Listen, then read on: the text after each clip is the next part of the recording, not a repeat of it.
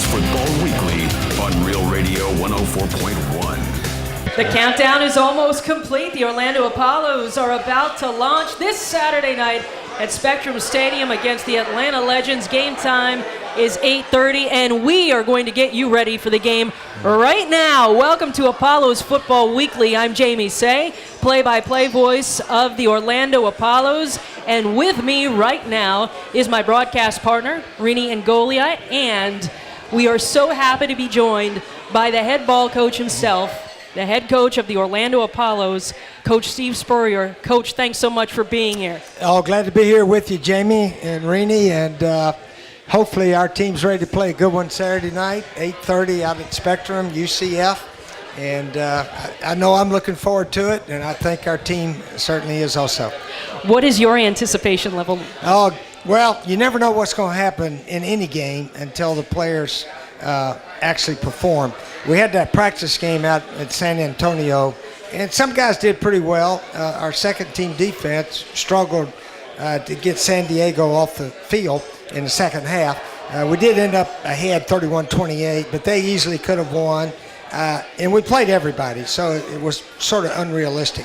But again, we're looking forward to see what happens. And I'm fired up to call some ball plays, and hopefully our guys are ready to play well. I know Rene and I are really excited about this season being part of the team. Again, 8:30 Saturday night, the inaugural game, the Orlando Apollos versus the Atlanta Legends.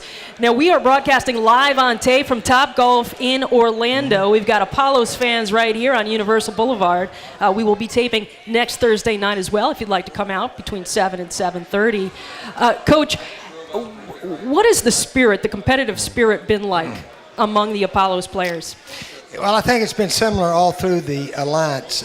All of the players, and really all of us coaches, we're out. We were out of coaching, out of playing, and this was an opportunity to come join a team and do our thing as players and coaches.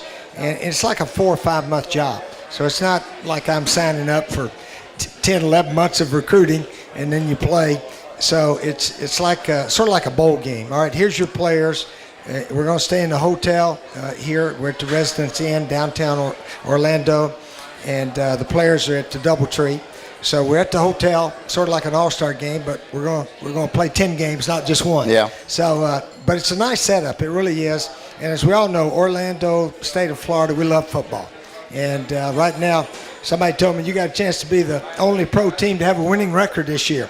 So hopefully we can do that, but our goals will be certainly higher than just winning record. Coach, when I finished playing, I played in NFL Europe, and that was a league where you went there to try to stay in the NFL or just keep your dreams alive. Compare the Alliance, because last week in the show I kind of compared the two leagues. Compare the Alliance to that league and any similarities to the USFL when you coached back then. Well, it's a little different than the USFL. That was actually my first head coaching gig way back in '83, USFL, Tampa Bay Bandits. They had individual owners, and we tried to steal some big names, NFL guys and so forth. Herschel Walker played in the USFL, Jim Kelly, Reggie White, I mean a whole bunch of guys, Steve Young. And then when the league folded up, obviously they went on to be NFL Hall of Famers. So we're owned by a group of people. Charlie Ebersol is the principal owner guy, I guess, founder. And there's a set salaries for coaches and players and so forth. And we really want our players to play well enough to get an NFL opportunity and make a team next year. And there's a fine line between a guy that makes the NFL and doesn't. A lot of timing. Oh, yeah, it really is. Just last season, this quarterback, Josh Johnson, had signed with San Diego Fleet, and he got a chance to go to the Washington Redskins. He went over there and tore him up that first game he ever played. And all of a sudden they said, where'd this guy come from? Well, he was out on the street looking for a job. And now he may be the Redskins starter next year. Well, it's interesting you say that. Everyone talks about quarterbacks, and those reps are so important, as you know. But this, I think, is a great league, too, for the offensive linemen. They really need those reps as well. Those big guys, sometimes they get into camp, they don't get the reps they need, and they can come here and play. Oh, certainly. The NFL scouts, and they got hundreds of them, as we know. They watched, I think, a lot of those practice games we had in San Antonio. And the NFL has really been very supportive of us. In fact, I think some of our games are going to be in the NFL Network on Sundays, or Saturdays and Sundays, CBS. So we got a national TV audience this Saturday night, and I hope our guys are ready to play their best. It's going to be a lot of fun. The Apollos and Atlanta Legends Saturday night at UCF Spectrum Stadium. For tickets, go to OrlandoApollos.com. Through a partnership with McDonald's, we're able to offer a special discounted ticket with $5 off every ticket purchase, benefiting the Ronald McDonald House charity. So to participate, please visit apollosgroups.com/McDonald's. And for regular tickets, just go to OrlandoApollos.com.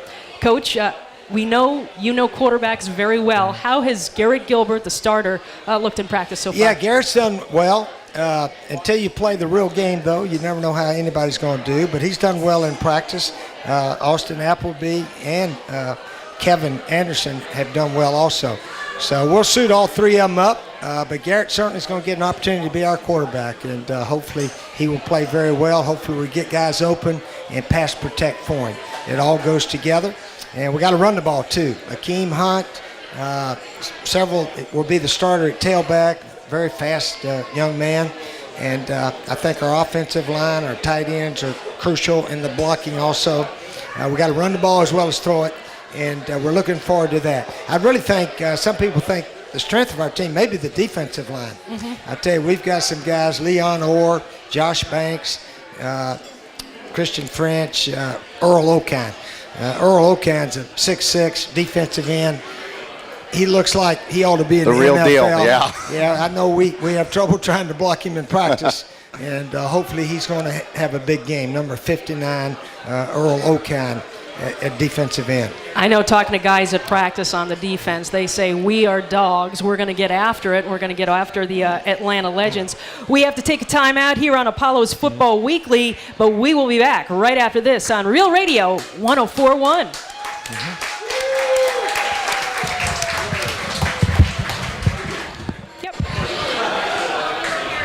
We now return to the Apollos Football Weekly on Real Radio 104.1. Welcome back inside Topgolf Orlando on Universal Boulevard. Yes, this is Apollos Football Weekly. I'm Jamie Seh, play-by-play voice of the Apollos. With me is Rene Ingoglia, my broadcast partner, and the head ball coach, Steve Spurrier, the head coach of the Orlando Apollos. And Coach, you were out of football for a couple of years. During that time, the word is you were watching a lot of football and getting some plays in mind. Well, I didn't know I'd have a chance to use those plays, but yeah, back in, I think, March of this past year, Rick Neuheisel called me first, and he said they're starting a new spring football league called the Alliance of American Football. You think you'd be interested? And I said, well, yeah, give me some information on it. And he said, well, J.K. McKay, who's one of the, president of the Alliance, will give you a call. So he calls me, and we start talking about it a little bit, and he says it's like a 4 or 5 month job. It's not year-round recruiting or anything like that. You get a team, you go try to beat the other guys and have some fun and do what you do in life. And I didn't quit coaching because I hated coaching. I left because I'd put together a sorry team, and I was the head coach, and I was responsible, and it was time for South Carolina to get some new leadership up there. And I told people then, I may coach again, high school or something like that. Yeah. And so when this came up, and I said, well, where you got me pegged to coach? He said, Orlando. I said, count me in. There you go. As soon as he said Orlando in Florida, I said, count me in. I'll take it. I don't care whatever the pay is. And my wife, Jerry, she was fired up about it also. She's here in town now, and she came to San Antonio practically the whole month out there. So, yeah, we're looking forward to the ball game, though, Saturday night. To me, the most fun part of coaching is the games, getting your guys ready for the games, the camaraderie, the team chemistry, all those kind of things. And that is really what makes winners, teams that can play together. And we're going to try our best to be one of those teams. Yeah, let's talk a little bit about the Atlanta Legends. They're led by head coach Kevin Coyle. Coach, what have you seen on tape from the Legends that impresses you that you have to look out for? Yeah, they had a practice game out there also, and it was very close for a while. Then they had some turnovers, and San Antonio ended up beating them a couple of touchdowns or so, 17 points or so. But their defensive line may be as big and strong as about anybody. They play sort of some tight man-to-man, mix in a little bit of zone here and there. I think their quarterback is going to be Sims instead of Aaron Murray. Matt Sims, I think, beat him out. So he's a sort of a drop-back passer, and we got to be very good in our coverages as well as pass rush. Hopefully, like I said, the strength of our team, defensive pressure up front. Yeah, Matt Sims, the starting quarterback for the Legends, the son of Phil Sims. So, yeah, drop-back passer for sure right there. We'll see if it's in the bloodlines. The Orlando Apollos would like to recognize our Olympus partners for the inaugural 2019 season: Randall Mechanical, FBC Mortgage, Carol Bradford, Orange City Racing and Card Club logos, and OrlandoApollos.com. The Legends also have a very interesting player in Denard Robinson on their team. Coach, what do you remember from Denard Robinson in Michigan and how versatile he was? Denard was like a quarterback that went to tailback, wide receiver, or wherever. And, he's with the Atlanta Legends also. I've been watching mostly their defense, and they cover well, and their defensive front, I think, may be as good as about anybody in the Alliance. So we'll have our hands full up front, but hopefully we're prepared to go. Coach, how crucial is it to have the coaching staff that you do, guys who go back to Florida and beyond with you?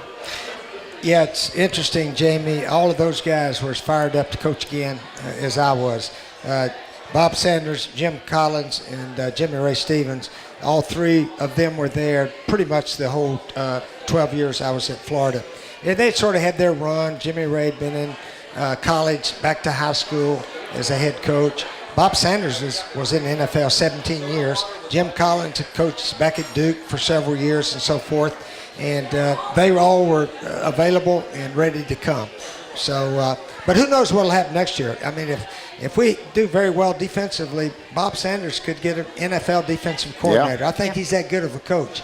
And if that happens, we're going to shake his hand, say good luck, and we'll bring the next guy. Yeah, in. that's a good point. The league's just not for the players, it's for the coaches as well. So it'll be real interesting. Coach, I got to ask you, with everything that happened in the NFL this year with the missed calls, very interesting what the Alliance is doing. We have the Sky Judge. So there's going to be a camera up there where if a call's missed, a helmet to helmet, or they're now saying pass interference in the last 5 minutes, that referee that's watching that Sky camera can create the foul. It's not even a replay situation. He just calls out and says, you missed it, call it, let's go. They want to speed the game up. What's your thoughts on that? Well, I like it. Yeah. I like it. If you're going to replay fumbles and the ball loose here, there, and the other, why not replay interference? Sure. That's a judgment call, and when you look at the replay, I can make a good decision because it happens so quickly. So I think that's good. Obviously, the NFL's probably going to go to that real soon. The one thing that I really dislike, we're doing what the NFL does about only suiting up like 43 players. Right. Yeah. Yes. So we got 52 players on the roster.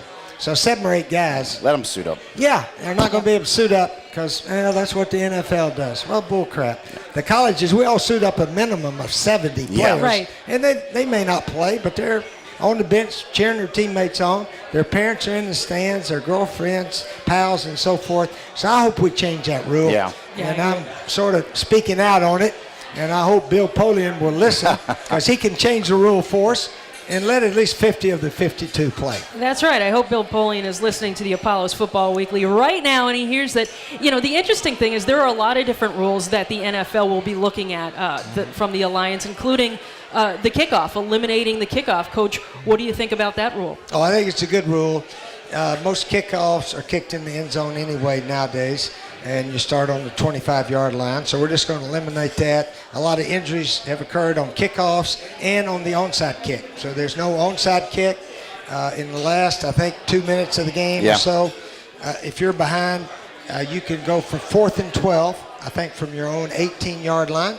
And, in fact, San Diego made one on us. That game we played them, they scored 16 points in the last 4 minutes of the game. And fortunately, we stopped their second 4th and 12 to be able to win the game 31-28. So I think it's a good rule, and that's what we're going to do. But the best rule, I think, is the 35-second clock. Yes, Speed it up. absolutely. Yeah, the game goes now, and as a play caller, I mean, I've sent one in. All right. I can't say, well, what is it, 3rd and 8? No, I got to have that next one ready to go. And but fortunately, we got the transmitter, the helmet, radio, whatever they call it, and we can get it into the quarterback and hopefully get up there real quickly. You're listening to Apollo's Football Weekly with Jamie Seh, Coach Steve Spurrier, and Rene Ingoglia. Tonight's radio show is brought to you by Bud Light and is hosted at Topgolf Orlando. We're going to be back here February 14th, so come out, enjoy the radio show, food, play some golf. Topgolf Orlando is Central Florida's newest sports entertainment venue. Go to topgolf.com to reserve your bay. Topgolf, everyone's game. Apollo's Football Weekly has to take another time out. Coach, can you stay with us for a couple more minutes? For one more segment? I got nothing to do but talk to you two. There you go. Awesome. We're going to talk more football with the head ball coach, Steve Spurrier, when Apollo's Football Weekly comes back after this.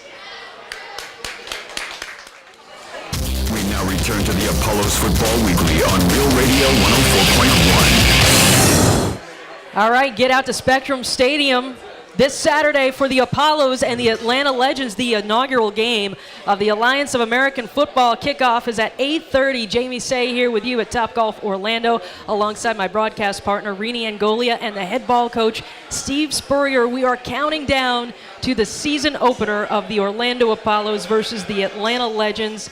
We want to thank our partner first, Ace Cafe Orlando, who is the presenter of our inaugural season home opening pregame show and halftime show.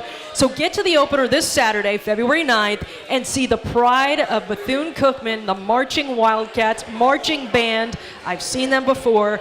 They are outstanding. And we're going to see some outstanding football, too. And Coach, it just seems like there's always an appetite for more football. And I think the time that the Apollos kickoff is perfect, right after the Super Bowl. Yeah, definitely, Jamie. And we'll have the championship game right before the NFL draft. So it has perfect. No competition with NFL or college. Recruiting day was, yesterday, the last one of the two. So now the college coaches, I talked to Todd Grantham, defensive coordinator at Florida, a week or so ago when I was up there. He said, Coach, I'm going to try to get there. If not, I'll be watching on TV. So the college coaches, this is their chance to watch football in the winter, maybe, or the spring, whatever you want to call it. So I think we'll have a good viewership all over the country because people love football, especially a good game. And hopefully, I think it will be some good football coming up. All the home games are going to be played at UCF Spectrum Stadium from now through the end of the year. Coach, I know you paid attention to what the UCF Knights did in the last 2 years. How excited are you to be on a college campus again and playing these games? Hadn't thought about that. I'm just thinking about trying to get our offense ready to play the best we can and so forth, and getting the team ready. But yeah, UCF has done fantastic. In fact, we were talking a little bit about team goals today and this, that, and the other. And I said, you guys know if we really play well and win the championship, there will be a parade at Disney World. There you go. Just like UCF did. So that's something that, it's way down the road, but it's okay to have it in the back of your mind that could happen if our team really puts it together. So anyway, UCF did it, and they had that national championship parade. If we could do it, I'd be the first guy on the convertible waving. I love it. Now, what are you expecting on Saturday night from the team? What can fans expect? I mean, these are two brand new teams. They haven't been together, too long.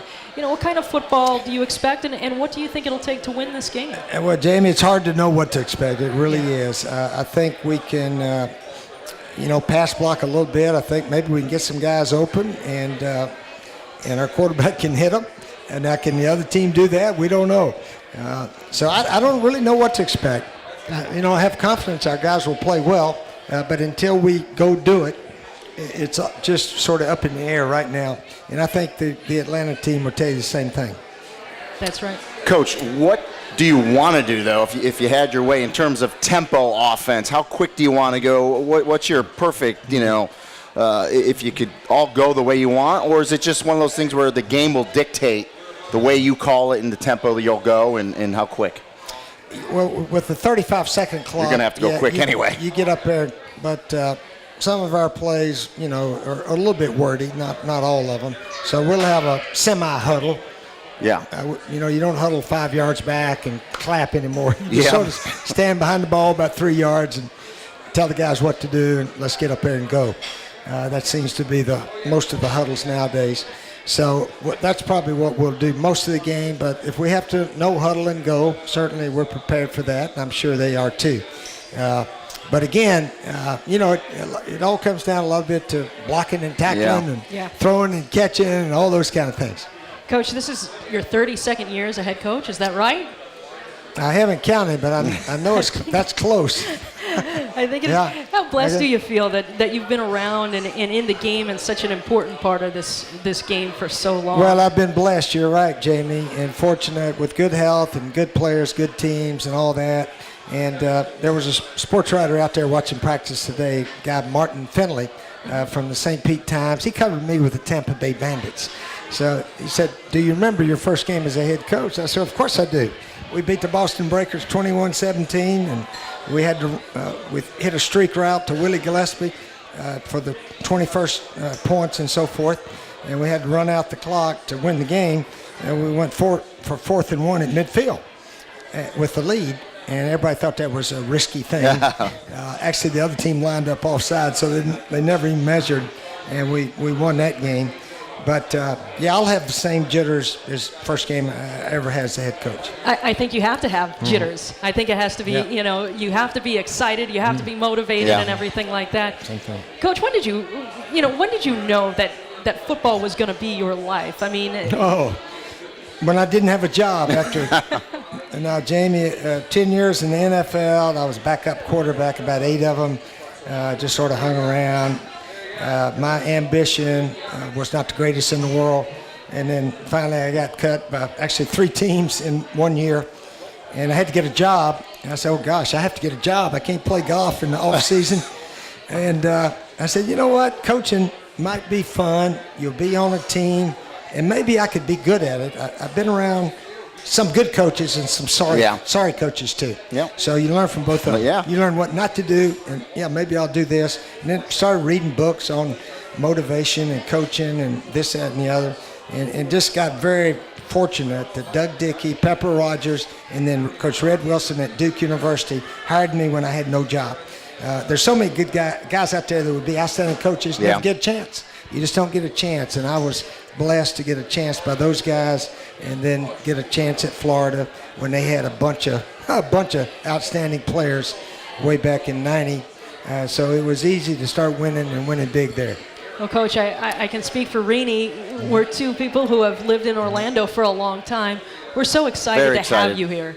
Have you represent our city, lead our football team. This is Orlando's football team. This is Central Florida's football team, the Orlando Apollos. And I can tell you, Coach, a lot of people are excited. They come up to me every day, and I expect Spectrum Stadium to be packed Saturday night. Well, I've heard maybe 20, maybe 25. Who knows? I know I got about 75 people coming. All the assistant coaches got 25 or 30. Fortunately, we got a little discount on the tickets from our ownership over here, our president. He's tough. Mike Waddell, but anyway, we're looking forward. One of the guys, Jamie and Rene, asked me a question today. Do the Gators and Seminoles get a little rivalry or chipping going? I said no. We haven't even talked about that. We're all Apollos. We represent Orlando, Central Florida. This is our team here. We don't talk about Miami or even UCF or South Florida, anything like that. We're just all Apollos here. We're going to try to play for the fans, play for each other, and do the very best we can. Well, we cannot wait. The Apollos kick off 8:30 p.m. Saturday night, UCF Spectrum Stadium against the Atlanta Legends. I'm predicting a win right here. I think they go 1-0 this weekend. I'm with you. All right. Coach Spurrier, thank you so much for your time tonight, for joining us. Best of luck on Saturday, and we'll see you at the stadium. Okay, Jamie. Thanks, Coach. I appreciate it. All right, Orlando Apollos Football Weekly has to take another timeout, but coming up next, we are joined by an Orlando Apollo. So keep it here on Real Radio 104.1.